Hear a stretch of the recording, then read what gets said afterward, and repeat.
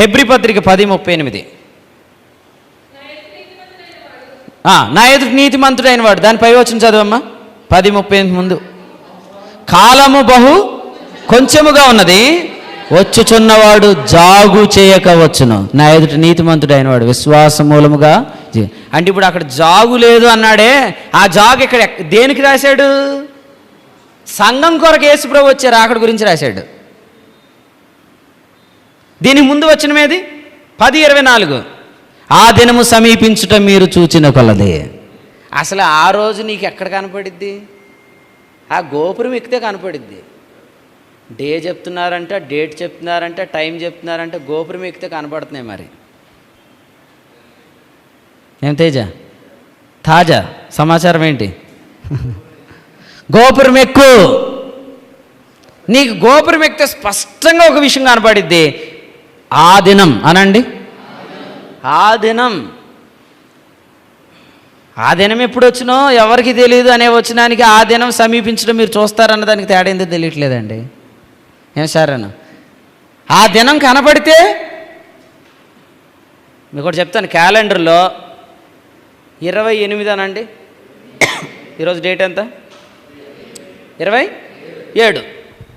28 అనే తేదీ మీకు తెలుసు. వచ్చే నెల 28 అనే తేదీ తెలుసు.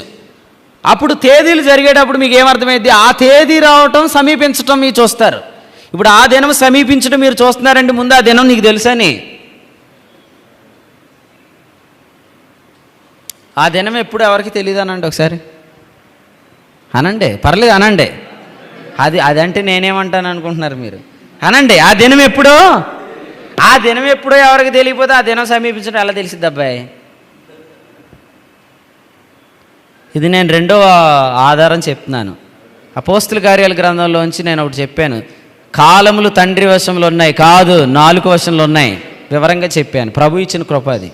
రెండవసారి చెప్తున్నాను. ఆ దినము తెలిస్తేనే కదా ఆ దినం సమీపించడం తెలుస్తుంది. కౌంట్ డౌన్ ఎప్పుడు నుంచి స్టార్ట్ చేస్తాం? When you know the date, then only count down start చేస్తాం. ఈ కౌంట్ డౌన్ స్టార్ట్ చేసినప్పుడు చాలామందికి ఇక్కడ కొంచెం రేటు పెరుగుతుంది. ఏ రేటు? ఈ రేటు పెరుగుతుంది. ఏమని? అప్పుడే వస్తాడా? దానికి ఏం చెప్పాడు? జాగు చేయకవచ్చును. ఇంకోటి చెప్తాను. వార్డన్ టచ్ చేయాలంటే ఏం దాటాలా? నిబంధన దాటాలా? ఆలస్యము చేయకవచ్చుననే వచ్చినాన్ని టచ్ చేయాలంటే 24 దాటాలా. ఎందుకంటే ఆలస్యం చేయకవచ్చున అనేది ఎక్కడ ఉంది? వచ్చిన నెంబర్ ఆలస్యం చేయక వచ్చిన అనేది 37 కదండి. 37, 38 దగ్గర కదా. 37, 38 పోవాలంటే ఎక్కడ దాటిపోవాలా? కాబట్టి ఆలస్యం చేయక వచ్చునని ఆ రోజుల్లోనే చెప్పాడు అనొద్దు. ఆలస్యం చేయక వచ్చుననే మాట ఎప్పుడు చెప్పాడు? ఆ రోజుల్లోనే చెప్పాడు అనొద్దు. ఆ రోజుల్లోనే చెప్పాడంటే ఇప్పటికి ఆయన ఏం చేసినట్టు మరి అది కదా. ఆలస్యం చేయొద్దు అన్నది అప్పుడు చెప్పినట్టు కాదు. ఏ జనరేషన్కి అయితే ఆ దినము సమీపించడం చూపిస్తాడో వారితో చెప్తున్నాడు ఈ మాట. ఆ దినము సమీపించడం మీరు చూస్తారన్నాడే. ఆ చూస్తారన్న జనరేషన్ ఎవరు? వాళ్ళ దగ్గరికి వచ్చి చెప్తున్నాడు ఏమని? ఇక ఆలస్యం లేదు, కాలం బహు కొంచెంగా ఉంది, వచ్చుచున్నవాడు తప్పకొస్తాడు, వారికి వర్తమానం ఇస్తానన్నాడు. ఏ వర్తమానం? అది అందరికి ఇవ్వలేని వర్తమానం. మన ముందున్న తరాలు అనుభవించిన ఒక శ్రేష్టమైన పదార్థం. నా ఎదుట నీతిమంతుడైన విశ్వాసములకు జీవించును, అది వర్తమానం. ఆ రెవల్యూషన్ ఏ తరానికి ఇచ్చాడో ఆ తరాంతోటే మాట్లాడుతున్నాడు. ఆ దినం సమీపించడం నువ్వు చూస్తావని చెప్పాడు. హల్లెలూయా. మనం ఎందుకు చూడాలి చెప్పండి ఆ దినం సమీపించడం? ఆ దినం తర్వాత ఏం జరిగిద్ది భూమి మీద? కీడు జరిగిద్ది, మేలైతే జరగదు, కీడే జరిగిద్ది. ఇర్మియా ఏం ప్రకటించాడు? యెరూషలేము మీదకి రాబోతున్న కీడును ప్రకటించాడు. యెరూషలేము మీదకు రాబోతున్న కీడును ప్రవచించిన ప్రవక్త ఎవరని కొట్టండి గూగుల్లో, మీకు ఇర్మియా అని వస్తాడు అంతే. ఈ దినాల్లో మనం ధ్యానం చేస్తున్న జూమ్ కూడికలు లేది అంటే జూమ్ కూడికి కూడా పెర్ఫెక్ట్ టైంలో ఉందా? ఉంది. మీరు విజయవాడ కాన్ఫరెన్స్ అయినప్పటికీ లాస్ట్ జూమ్ కూడికి మెసేజ్ ఎక్కడి నుంచి వచ్చింది? మనకు దేవుడిచ్చిన దర్శనం, యెషయా గ్రంథం 60. అలాగైతే ఇప్పుడు ఇర్మియా గ్రంథం రాబోయే కీడును గురించి ప్రవచిస్తున్నాం మనం. ఎవరి మీద కాదు? సంఘం మీద కాదు, ఈ లోకం మీదకి. ఈ లోకం మీదకి ఆ కీడు ఎప్పుడు వచ్చిందో తెలియాలంటే నీ దినం ఎప్పుడు వచ్చిందో నీకు తెలియాలి. క్రీస్తు దినం అర్థమైతే ప్రభు దినం గురించి చెప్తాం, అంతే కదా. దేవునికి స్తోత్రం. ఇప్పుడు అలా కదండి, దేవుని పిల్లలు మీరు, దేవుని సంబంధులు. అంటే నాకు ఎమ్మెల్యే తెలుసు, నాకు మంత్రి తెలుసు అంటున్నాం కదా. మన బైబిల్ క్లాసు టైటిల్ ఏంటి? తీర్థపత్రిక ధ్యానాలు. దేవుని తాలూకా, మన దేవుని తాలూకా. ఎమ్మెల్యే తెలుసు, మంత్రి తెలుసు అన్నవాడు ఊళ్ళో డ్రైనేజీలు బాగుపడకపోతే వాళ్ళ ఇంటికి పోతాం లేదా? ఎమ్మెల్యే తెలుసు అన్నావు కదా, కొంచెం మాట్లాడి పెట్టే అంటారు లేదా? మరటి దేవుడు తాలూకా కదా. ఈ దేవుని తాలూకా వాళ్ళు మొన్నటిదాకా ఈ గదులు ఉండి ఖాళీ చేసి వెళ్ళిపోయారు, ఆడిపోయారు తెలీదు. వాళ్ళు పోయిన తర్వాత ఈ కీడంతా వచ్చింది. ఒక మాట కూడా ఇటు చెప్పలేదన్న అండ. ఎందుకంటే ఆ కీడు ఇంతకుముందు వచ్చిన కీడు లాంటి కీడు. మరి ఇంత కీడు రాబోతున్నప్పుడు ఆ కీడేదో మన వాళ్ళకి మనం చెప్పుకోవద్దా? మన చుట్టూ ఉన్న వాళ్ళకి ఆ న్యూస్ చెప్పాలంటే, ఆ ప్రభు దినం గురించి చెప్పాలంటే you have to know the day of Christ. నీకు క్రీస్తు దినం అర్థమైతే ప్రభు దినం చెప్తావు. క్రీస్తు దినం ఎన్ని సంవత్సరాలు? క్రీస్తు దినం ఒక వన్ డే. ఏ రోజు? మేబీ ఇట్ ఈజ్ సాటర్డే, శనివారం కావచ్చు. శనివారం అనే రోజున ప్రభు వస్తాడు, వెళ్ళిపోతాం. ప్రభు దినం 7 సంవత్సరాలు, ఆ తర్వాత 1000 ఏండ్లు. మంచియే, కానీ 7 సంవత్సరాలు. ఆ 7 ఎలా ఉంటుంది? ఆ 7 ఎలా ఉంటుంది చెప్పండి? కీడే. ఆ 7 అంతా కీడే. ఆ 7లో ఉన్న కీడు నువ్వు ప్రవచించకపోతే నువ్వేమి ఇర్మియావి? అంటే ఇర్మియా గ్రంథం చదువుకోవటం వరకేనా మన పని? మన బాధ్యత ఏమి లేదా కదా? అందువల్ల ఇప్పుడు నేను మీకు చెప్పే కదా, హెబ్రీ పత్రిక 10:38 వచ్చుచున్నవాడు చెప్పండి జాగులేదు అనండి అందరూ. జాగులేదు 3 సార్లు అనండి. జాగులేదు, జాగులేదు, జాగులేదు. దేవునికి స్తోత్రం. ఇప్పుడు హబక్కూ గ్రంథం అక్కడ 772 పేజీ చూడండి. 15 వచ్చింది చదువుదాం, 15 నిమిషాల్లో ముగిద్దాం. నీవు సముద్రమును త్రొక్కుచు సంచరించుచున్నావు.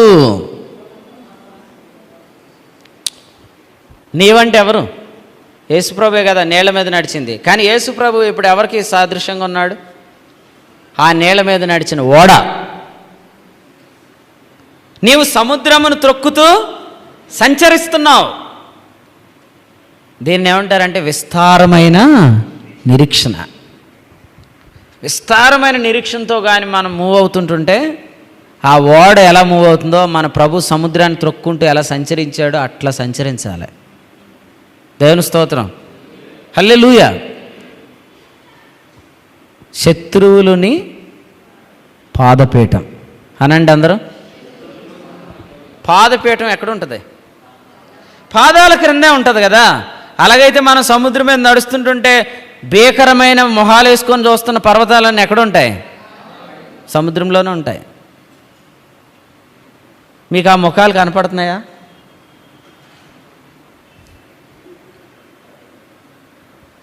చెప్పండి. మీకు ఆ ముఖాలు కనపడుతున్నాయంటే మీరు ట్రాన్స్పరెంట్ వాటర్ మీద వెళ్తున్నారని అర్థం. ఈ నీళ్లు ట్రాన్స్పరెంటా? జలప్రళయం నీళ్లు ట్రాన్స్పరెంటా? ఎందుకు కాదు? అందులో కొన్ని వేల మంది చచ్చిపోయారు. అందులో కొన్ని వేల చెట్లు ఆ వరదకి కలిసిపోయినాయి. ఎంత మురికి లేచిద్ది? ట్రాన్స్పరెంట్ వాటర్ కాదు. ఇంకా చెప్పాలంటే అవి తీర్పు జలాలు. తీర్పు జలాలు ఎప్పుడు ట్రాన్స్పరెంట్ కాదు. ట్రాన్స్పరెంట్ కాకపోతే నీకు పర్వతాలు కనపడవుగా. అసలు ప్రభువు నీ శత్రువులు నీకు కనబడకుండా ఆ నీళ్ల పైన నిన్ను నడిపిస్తున్నాడు. లేదు నీకు ఆ ముఖాలే గుర్తొస్తున్నాయంటే నువ్వు ఆ మురికి నీళ్లను మంచినీళ్ళుగా మార్చే ప్రోగ్రాంలో ఉన్నావని అర్థం. నీకేం పని? నీళ్ళ మీద పోర బాబు అన్నాడు ప్రభు మనల్ని. మురికి నీళ్లను మంచినీళ్ళుగా మార్చే ప్రోగ్రాం నీకెవరు అప్పగించారు? మురికి నీళ్లలో పర్వతాలు కనపడతాయా సంజు బ్రదర్? లేదన్నా, నేను పెట్టిన పోస్టులన్నిటికీ నాకు క్వశ్చన్స్ వేసేవాళ్ళు ముఖాలే నాకు ముందు తిరుగుతున్నాయంటే మంచినీళ్ళు కాదు కదా అయ్యి, మురికి నీళ్ళలో నీకు పర్వతాలు ఎట్ట కనపడతాయి? కాబట్టి ఇప్పుడు నమ్మండి, ప్రభు నామంలో చెప్తున్నాను, నమ్మండి. అవేవి మన కళ్ళ ముందుకు రావు. దేవునికి స్తోత్రం. వాళ్ళే తిరిగితే మీ ముఖాల ముందు కళ్ళలో కూడా వాళ్ళే వస్తారు. వస్తారా? వస్తున్నారా? వస్తారు. వస్తూ ఉంటుండగా మళ్ళీ మనం చూస్తే బాగుంటుంది, పలకరించాలని నిద్రలోనే కలవాట్లు. ఎలా ఉన్నావు అన్నా? ఏమైంది? ఈ మధ్యలో నేను యేసుప్రభు త్వరగా వస్తాడని స్టేటస్ పెట్టిన కాడి నుంచి నన్ను బోల్డ్ అని పర్వతాలు ఎప్పుడు మృంగుదునా అని ఎదురు చూస్తున్నాయి. ఆ ముఖాలే చుట్టూ తిరుగుతున్నాయా? కాదండి, ఇంత గొప్ప సాక్షి సమూహం మేఘము వలె మనలను ఆవరించినందున అన్నాడు హెబ్రీ 12:1. విశ్వాసం ద్వారా సాక్ష్యం పొందిన పెద్దలు ఆవరించుకుంటే అబ్రహాం గారి ముఖం, ఇస్సాక్ గారి ముఖం, దావీద్ గారి ముఖం, యాకోబు గారి ముఖం, ఈ ముఖాలు కనపడాలి మనందరికీ. అంతేగాని రాకపోవాలా?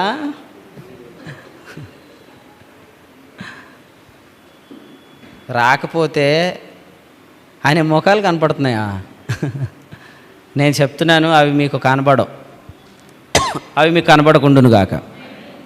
ఇక్కడ చెప్తున్నాడు అదే, నీవు సముద్రమును త్రొక్కుచు సంచరించున్నావు. Okay, right. ఇప్పుడు దానికి ఒక ఉదాహరణ చెప్తాను, ఒక ఆధారం చెప్తాను, ప్రభు నాకు అందించి మీకు చెప్తాను. యేసు ప్రభు రాగానే రెప్పపాట్లు వెళ్ళిపోతాం కదా. ఈ రెప్పపాట్లో మనం వెళ్ళిపోగానే ఈ ప్రపంచంలో ఒక ఫేస్ ఫేమస్ అయింది. ఎవరిది? క్రీస్తు విరోధి. వెళ్ళిపోతుంటుండగా యాంటీ క్రైస్ట్ ఫేస్ని చూసేంత ఖాళీ ఉంటుందా మీకు? ఉన్నాడా వాడు? ఇప్పుడు ఉన్నాడా లేడా? ఎప్పుడు పుట్టుంటాడు?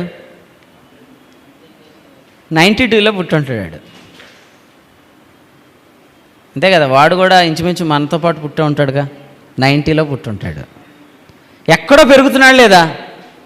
వాడికి కూడా తెలీదు. ఏమని? సౌలుకి కానీ తెలుసా? గాడిదలు పోయి నేను పోయాడు అంతే. నువ్వే రాజు అన్నాడు. అబ్బా నేనే రాజు అనుకున్నాడు. నువ్వు రాజు కాదురా, రేపు దావీదుకు నువ్వు పెద్ద శత్రువు అవుతావు. అది కూడా తెలుసు సమూయేలుకి. దీర్ఘదర్శి కదా. అలాగే సౌలు లాంటి రాజు కానీ ఇప్పుడు ఉన్నాడు. ఎవరు? Super hero of this world. ఈ లోకం త్వరలో సూపర్ హీరో నువ్వు అని సెల్యూట్ కొట్టే వ్యక్తి ఆల్రెడీ ఉన్నాడు ఇప్పుడు. మీకు కూడా తెలుసా, మొన్న మీరు అతనితో పాటు బస్సులో కూడా వచ్చారు, పక్కనే కూర్చున్నారు. కానీ అతడే క్రీస్తు విరోధని మీకు లాజరస్ అన్న తెలీదు. అందుకని ఎవరిని పడతాను కారు ఎక్కించుకోకు. కియాలో క్రీస్తు విరోధి ఎక్కొచ్చు, చూసుకో. సో యాంటీ క్రైస్ట్ ఎప్పుడు రివీల్ అవుతాడో అప్పుడు మనం ఉంటామా? ఉండం. దేవునికి స్తోత్రం.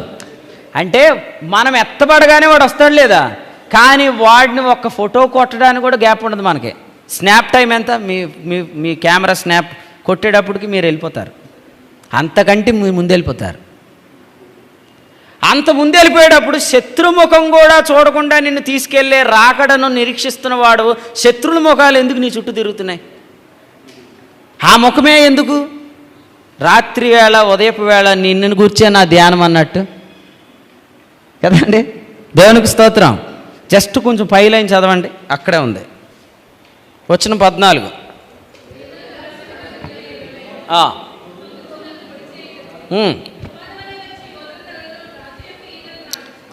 అది అసలే తుఫాన్లో వస్తాడంట వీడు. నేను అనుకున్నాను, మరి ప్రార్థన చేయండి, తుఫాన్ ఒకటి కొందాం అనుకుంటున్నాను. తుఫాన్ అంటే తెలుసు కదా, ఎక్కువ మంది ఎక్కితే ఉంటుంది. మరి పరిచర్యలో తిరిగేటప్పుడు ఎక్కువ మంది ఎక్కితే బాగుంటుంది కదా. తుఫాన్ ఒకటి ఈ ప్రభు అలా రోడ్డు మీద కనపడితే అడిగితే ఎత్తాడు కదా ప్రభు. మనకి చూసి అడగమన్నాడుగా, అడిగాను. పెద్దదే ట్రావెలర్. తుఫాన్ అనేది ఒకటి ఉంది కదా. తుఫాన్ అంటే అర్థం ఏంటి? తుఫాన్ అని పేరు ఎందుకు పెట్టారు అంటే తుఫాన్లాగా వెళ్ళిపోద్దని. కొంతమంది మెరుపు ఎక్స్ప్రెస్ అని పెడతారు, అంటే మెరుపులాగా వెళ్ళిపోతుందని. అలాగైతే యాంటీ క్రైస్ట్ ఎలా రాబోతున్నాడు? తుఫాన్లా రాబోతున్నాడు. నీ తుఫాన్ అయితే మాది కొండ్రెప్పోటు, మాది కొండ్రెప్పోట్ ఎక్స్ప్రెస్. నీ తుఫాన్ ఎక్స్ప్రెస్, మాది కొండ్రెప్పోట్ ఎక్స్ప్రెస్. తుఫాన్లో నువ్వు వస్తావు, కొండ్రెప్ ఎక్స్ప్రెస్లో మేము పోతాం. నీ ముఖం కూడా మేము చూడం. చూసి వెళ్దురులే అంటున్నాడు వాడు. కుదరదు బ్రదర్, మీది ప్లాట్ఫామ్ వచ్చేటప్పటికి మాది వెళ్ళిపోతుంది. బై ద టైం మీది వచ్చేటప్పటికి మాది వెళ్ళిపోతుంది. ఎందుకంటే మీది మాది ఒకే చోట ఉండకూడదు. ఎందుకంటే మీది ఉగ్రత దినం, మాది రక్షణ దినం. హల్లెలూయా. రక్షణ దినానికి చెందిన వాళ్ళు ఉగ్రత దినంకి కేర్ ఆఫ్ అడ్రస్ అయిన యాంటీ క్రైస్ట్ వచ్చినాడు, ఆడు ముఖం కూడా చూడకుండా పోతాం. మరి ఎందుకు? అలాంటప్పుడు ముఖ దర్శనం చాలయ్యా, క్రీస్తు విరోధి ముఖ దర్శనం. క్రీస్తు విరోధి ముఖ దర్శనంతో మనకేమి? క్రీస్తు విరోధుల ముఖ దర్శనాలతో మనకేమి? క్రీస్తు విరోధుల ముఖాలు ఈడుమంత ముఖాలు. ఈడుమంత ముఖాలు మీకు తెలీదు. అంటే ఎప్పుడు వర్టికల్ ఫేసెస్ అనమాట, ఎప్పుడు ఏడ్చే ముఖాలు అనమాట. ఆ ముఖాలు చూసుకుంటే ఏమైపోతాం మనం? నవ్వుతూ ఉండేవాళ్ళు ఫేస్ చూస్తే ఏమవుతామండి? ఆ పోలికలోనికి మారుతాం. ఏడుతుండే వాళ్ళ ఫేస్ చూస్తే ఏమవుతాం? అంతే కదా. మనం అసలు ఎత్తబడగానే ఒక చిరునవ్వుని చూస్తాం. ఎవరా చిరునవ్వు? అది సాయంకాలము ఆసియా ఖండము, పెండ్లి కొడుకు వేదికపై వేచిన క్షణము, విడిదిల్లు నుండి వధువు బయలుదేరును. ఇస్సాకు ఇంట్లో లేడు. అమ్మాయి వచ్చేటప్పటికి ఎక్కడికొచ్చాడు? పొలం. అంటే పొలానికి ఎందుకు పోతున్నావు అంటే, నేను బైబిల్ ధ్యానం చేసుకోవాలని చెప్పి వెళ్ళాడు ఇంటికాడ. బైబిల్ ధ్యానం చేయడానికి వెళ్ళాడా? అమ్మాయి వస్తుందని నా మదిలో మ్రోగేను సితారాలు మోగింది లోపల. రెప్కా వస్తుంది అనేది లోపల ఎప్పుడైతే మ్రోగిందో, ఈయన అడ్వాన్స్గా వెళ్ళిపోయాడు. ఎక్కడికి? పరలోకము నుండి ఆకాశ మండలం మీదకి. ఈమె విడిదిల్లు నుండి వధువు బయలుదేరి వెళ్ళింది. ఇప్పుడు పొలంలో ధ్యానించడానికి వచ్చిన అబ్బాయి పేరేంటి? నవ్వు కదా. పెళ్లి కొడుకు పేరేంటి? నవ్వు. రెప్పపాటులో నవ్వును చూడడానికి వెళ్ళిపోయే మనకు ఏడ్చే ముఖాలు చూడాల్సిన దౌర్భాగ్యం ఏంటండి? వాడి పేరు తుఫానే, కానీ వాడు ముఖం మీద ఉన్నది ఏడుపే. ఏడుపు ముఖాలు చూడడానికి ప్రభు మనకు అవకాశం ఇవ్వట్లేదు. యేసు ప్రభు నామంలో ఆమె. ఏడుపు ముఖాలు చూడొద్దు, ఏడ్చేవాళ్ళని చూడొద్దు. రెప్పపాటులో ఒక నవ్వు గారిని కలుసుకుపోతున్నాం. అసలు ఈ ప్రపంచంలో ఎన్ని నవ్వులు ఉంటే ఆ నవ్వులన్నిటికీ మూలమైన నవ్వు ఆయనే. ఆ నవ్వును చూడడానికి రెడీ ఉన్నాం అన్నమాట.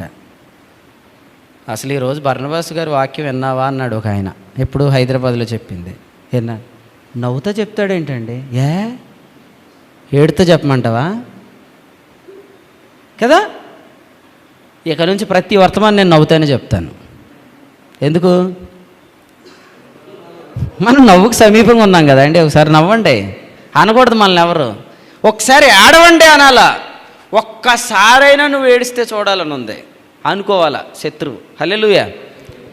ఎప్పుడు నవ్వుతూనే ఉండాలి. ముగిస్తున్నాను అధ్యక్షుల వారు, ముగించేస్తున్నాను. యెరూషలేముకు సమీపంగా ఉన్నప్పుడు నాలుక అదరదు, పెళ్లి కొడుకు సమీపంగా ఉన్నప్పుడు నవ్వు ఆగదు. నాలుక అదరని స్థలాన్ని మన కొరకు ప్రభు కొన్నాడు. నవ్వు ఆగని స్థలం కొరకే ప్రభు మనల్ని సిద్ధం చేశాడు. కాబట్టి మనమందరం నవ్వు ఆగని స్థలానికి వెళ్ళిపోతున్నాం. ఇంకా ఏడ్చే అవకాశమే లేదనమాట. అసలు ఏడవమని కొంతమంది డబ్బులు ఇచ్చినా ఏడవం మనం అక్కడ కదండి. ఇప్పుడు దాకా ఎందుకు ఏడ్చాం? ఎందుకు ఏడ్చాం? ఎవరు లేక ఒంటరినే అందరికీ దూరమై అనాథగా మిగిలాను, రావా యేసయ్యా నీవు రావాలి యేసయ్యా. వచ్చేసాడు కదా. అక్కడికి వెళ్ళా కూడా ఈ పాట నడిచిద్దా? అందుకని అలాంటి పాటలు రాస్తే అక్కడ నడవు కాబట్టి అలాంటి పాటలు రాయొద్దు. ఆ పాట అక్కడితో ముగింపు. ఇక రావా యేసయ్యా నువ్వు వస్తే ఇంక నేను అనాథను కాదంటే అక్కడికి వెళ్ళాక అనాథం కాదు కాబట్టి ఆ పాట ఇంక పాడం. ఆయన వస్తే ఏముంటాయో పాటలు రాస్తే వచ్చా కూడా అయ్యే పాడొచ్చు కదా. అక్కడికి వెళ్ళిపోయినాక అసలు మన తల్లిదండ్రులు, మనం ప్రేమించిన వాళ్ళు, మన కొరకు ప్రార్థించిన వాళ్ళు, కుళ్ళు లేనోళ్ళు, కల్మషం లేనోళ్ళు, చూస్తే ఏడ్చిన వాళ్ళు అందరూ ఉంటారు అక్కడ. ఎంత ఆనందకరమైన స్థలాన్ని దగ్గరికి ఉన్నాం. హల్లెలూయా. హైదరాబాద్ దగ్గర పడిందని మనకు ఎట్ట తెలిసింది? 20 కంటే ఎక్కువ తిరగదు కారు అంతే. 2వ గేర్ 3వ గేర్లు తప్ప 5. నువ్వు 5 గేర్లు కారు కొనుక్కున్నా ఎవరు చెప్పుకోవద్దు. 6 కొనుక్కుంటే అసలు చెప్పొద్దు. ఎందుకంటే 3 దాటితే గొప్పే. హైదరాబాద్కి దగ్గరగా ఉన్నామంటే మనకు అర్థమైపోయింది. స్పీడోమీటర్లో 20కి పైకి ఎక్కదు, గేర్ బాక్స్లో 3కి దాటదు సరిగ్గా. మరి ప్రభువుకి దగ్గరగా ఉన్నామంటే నవ్వు ఆగదు, యెరూషలేముకి దగ్గరగా ఉన్నామంటే నాలుక అదరదు. కాబట్టి ఇక నుంచి మీరందరూ ఎప్పుడు నవ్వుతూనే ఉందరు కాక. ఈ వర్తమానం ఎంతమందితో ప్రభు మాట్లాడాడో మనం ఎల్లప్పుడు నవ్వుతూ ఉండాలి. ఎందుకంటే ప్రభువుకి మనం సమీపంగా ఉన్నాం. మన పెళ్లి కొడుకు పేరేంటి? ఐజక్, నవ్వు. కాబట్టి ప్రభు మనల్ని నవ్వుకు దగ్గరగా ఉంచాడు. హల్లెలూయా. మనం అలా వెళ్ళగానే ఇంకొకడు వస్తాడు. ఎవడు? ఇష్మాయేల్. ఎవరు ఇష్మాయేల్? వాడు కూడా ఏడుపోడే, కానీ ఆడికి కూడా ఏడుపు అని పేరు పెట్టుకుంటారేంటండి ఎవరైనా? అందుకని వాడు నవ్వు అనే పెట్టుకున్నాడు, కానీ వాడు నవ్వు పేరు పరిహాసం. ప్రభు వస్తాడంటే ఎంతమంది పరిహసిస్తున్నారు తెలుసా? వాళ్ళందరూ క్రీస్తు విరోధి యొక్క సంబంధులు. ప్రభు వస్తున్నాడంటే నవ్వాలి, కానీ పరిహాసం చేయటం ఏంటండి? అపహాస్యం చేయటం ఏంటండి? పరిహాసం అపహాస్యం చేస్తే ఏమైద్ది? రేపొద్దుట నవ్వును మనం చూడగానే నవ్వలేము, అంతే కదా. ఇప్పుడు రాగానే లాజరస్ అన్న నా చేయి పట్టుకొని మీరు వస్తారని ఎప్పటి నుంచి ఎదురు చూస్తున్నానని అంటే, ఉండు నువ్వేమన్నావు సిస్టర్తో? ఎలా వస్తాడో చూస్తానన్నావంటగా అని అంటానే లేదా? నేను నిరోష గారితో వస్తానంటున్నాడు బర్నబాస్, ఎలా వస్తాడు నేను చూస్తాను అన్నాడు అనుకోండి. నేను రాగానే లాజరస్ గారు స్టార్ట్ చేశాడు ఏంటి? యాక్టింగ్, అంతే కదా. ఏమని? అన్నా నువ్వు రావాలని నేను ఎన్ని రోజుల నుంచి ఎదురు చూస్తున్నాను అన్నాడు అనుకోండి. నేను సిస్టర్కి వెళ్ళి చూసి ఆయనకి వెళ్ళి చూసి ఏమంటాను? ఏమన్నాడమ్మా మీ ఆయన? ఇప్పుడప్పుడే రాడు, ఎలా వస్తాడో కూడా నేను కూడా చూస్తాను. ఇప్పుడు ఆయన అనపోయిన ఇప్పుడు ఏమన్నారు? ఆయన వచ్చాడు లేకపోతే చూస్తామంటున్నారు కదా. అంటే ఎలా వస్తాడో చూస్తామని ఆయన్ని, ఎలా వస్తాడో చూస్తామనే వాళ్ళు యేసుప్రభు వచ్చినాడు ఎత్తపడతారా విడబడతారా? ఎత్తపడతారు. ఎత్తపడగానే యేసుప్రభుతో ఏం మాట్లాడతారు? కొన్నిసార్లు కొంచెం బాగా సమాధానం లేదనుకోండి, తప్పదు వందనాలు చెప్పాల్సిన పరిస్థితి అనుకోండి. ఏం చేస్తాం? ఆ కంగారులో ఎవరో ఒకరు మాట్లాడుతుంటుంటే మనం వందనాలు అంటాం, వాళ్ళకి వినపడదు. వందనాలు అంటాం, వినపడదు. అంటే అది చాలా కష్టం. ఈ కంగారులో ముందు ఇచ్చేయాలని ప్రయత్నం, ఎందుకంటే ముందు వందనాలు చెప్పకపోతే డౌట్ ఎక్కడ వచ్చిద్దని ఈ హడావుడిలో ముందు చేయించేద్దాం. అలాగే వీళ్ళు అప్పుడు తొందరపడిపోతారు. యేసుప్రభు రాగానే ఆయనేమో ఎవరు ఆయన కొరకు కనిపెట్టారో వారి కొరకు వస్తున్నాను అన్నాడు. కాబట్టి ఫస్ట్ అవకాశం మాట్లాడడానికి ఎవరు ఇస్తాడు? కుశల ప్రశ్నలు ఉంటాయి కదండి. అలాగానే కుశల ప్రశ్నలో మొదటిదేంటి? ఎప్పుడైనా కుశల ప్రశ్న వెళ్ళగానే ఎలా ఉన్నావా, ప్రయాణం ఎలా జరిగింది అంటాం కదా. తర్వాత ఎలా ఉన్నావు? మనం వెళ్ళగానే యేసు ప్రభు మొట్టమొదటి సంభాషణ మనతోటి చేయనుగాక, ఎందుకంటే ఆయన కొరకు కనిపెడుతున్నాం కదా. ఈ కుశల ప్రశ్నలు అడిగేటప్పుడు ఆయన ఇప్పుడప్పుడే రాడనుకునే వాళ్ళు వెనకాల నుంచి ఏం చేస్తారు? ఆయన అడిగిన ప్రశ్నలకు వాళ్ళు సమాధానం చెప్తారు. నిన్ను అడగలేదు, నీ మ్యాటర్ ఉందా చెప్తాను అంట. ఏం మేరీ వసంత అంటే యేసుప్రభు ఎవరు తెలుసండి? పరిసయ్యులకు సైతం ఆయన చెప్పారు ఏమని? నీవు మోమాటం లేనివాడవు అని చెప్పారు. మనకు మొహమాటం వచ్చేసి ఏం చేస్తున్నాం? మొహమాటం వచ్చేస్తే ఏం చేస్తాం? మనం అడగం, కానీ ఆయన అడుగుతాడు. నేను రాకూడదని అన్నావంటగా అని అడుగుతాడు లేదా? మొహమాటం ఉన్నవాడు ఏం చేస్తాడు? శేషు. కానీ ఆయన మొహమాటం లేనివాడు, ఆయన సత్యవంతుడు. మనల్ని కూడా ఎలా ఉండద్దు అన్నాడు? యాకోబు 2:1 మొహమాటం లేకుండా ఉండే కృప దేవుడు మనకిచ్చును గాక. మొహమాటం లేదు మన ప్రభువుకి. మొహమాటం లేదంటే ఏంటంటే మాటునొకటి మొహం ఎదుట ఒకటి మాట్లాడ్డా ఆయన. దేవునికి స్తోత్రం. అది మొహమాటం లేదు. మాటునొకటి ముఖం దగ్గర ఒకటి మాట్లాడు. ఇప్పుడు ఆయన ఎవరైతే ఇప్పుడప్పుడే రాడు అంటున్నారో ఆయన వస్తే వాళ్ళు ఖచ్చితంగా ఎత్తపడతారు. వాళ్ళు మాటును ఏం మాట్లాడారో ఆయన ముఖం మీద మాట్లాడతాడు. ఏమని? రానన్నావు, మరి వచ్చాను ఏమంటావు? మీరు రావటం మంచి పనే కదా ప్రభువా. ఆహా, మరి నేను వస్తానని ఎవరికి చెప్పలేదే? నేను వచ్చిన తర్వాత లోకం మీద వచ్చే కీడుని ఎందుకు ప్రవచించలేదు అంట. అలా మనతో అనుకుంటును గాక. ఏం ప్రసాద్ అన్న, వచ్చే సంవత్సరం ఏదో కడతానంటున్నావంట. ఇచ్చిన వాక్యాన్ని బట్టి వందనాలు. జాగు చేయక రాబోతున్నందుకు స్తోత్రాలు. జాగు అనేది మా ప్రియుల్లో ఎవ్వరిలో ఉండకుండును గాక. జాగు చేయక రాబోతున్నా యేసుక్రీస్తు నామంలో స్తోత్రములు చెల్లించి ప్రార్థిస్తున్నాం తండ్రి.